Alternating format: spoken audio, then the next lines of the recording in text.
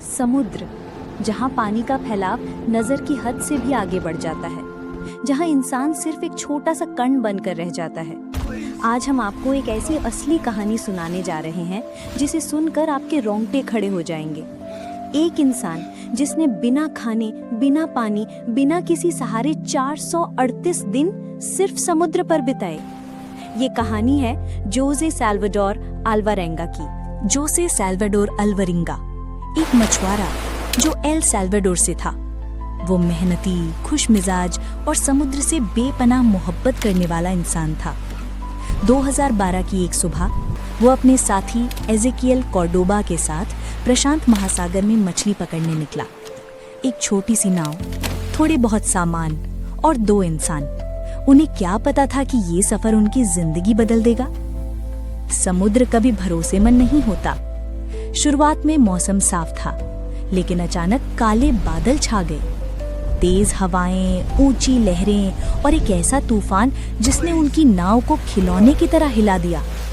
Radio काम करना बंद कर चुका था, इंजन डूब गया और कुछ ही घंटों में दोनों इंसान खुले समुद्र में अकेले रह गए।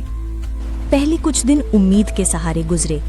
उनके पास थोड़ी बहुत मछलियां थीं, कुछ पानी था, लेकिन जैसे जैसे दिन बीते उनके खाने पीने का सामान खत्म होने लगा।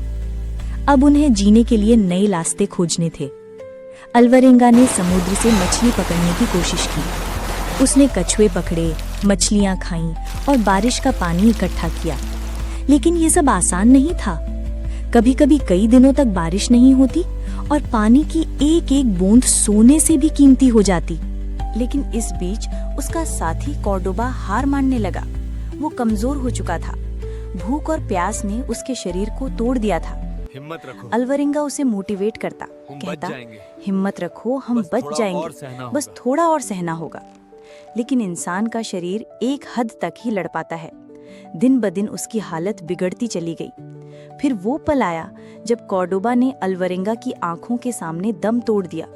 सोचिए, खुले समुद्र में अकेले रह जाना, कोई इंसान नहीं, कोई आवाज नहीं, सिर्फ लहरों की गड़गड़ाहट और आपकी अपनी सांसें। अल्वारेंगा का दिल टूट गया। वो कई दिनों तक उसके शव को देखता रहा, उससे बातें करता रहा, लेकिन अंततः उसे समझ आ गया कि अब उसे अकेले ही जीना होगा। अल्वारेंगा अब अकेला था। समुद्र का अनंत विस्तार और चारों तरफ सिर्फ पानी। दिन और रात दोनों एक जैसे लगते थे।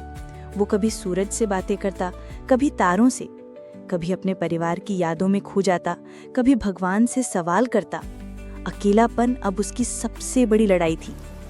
लेकिन इंसान की सबसे बड़ी ताकत है जीने की चाह। अल्वारेंगा ने अपने छोटे से नाव को घर बना लिया।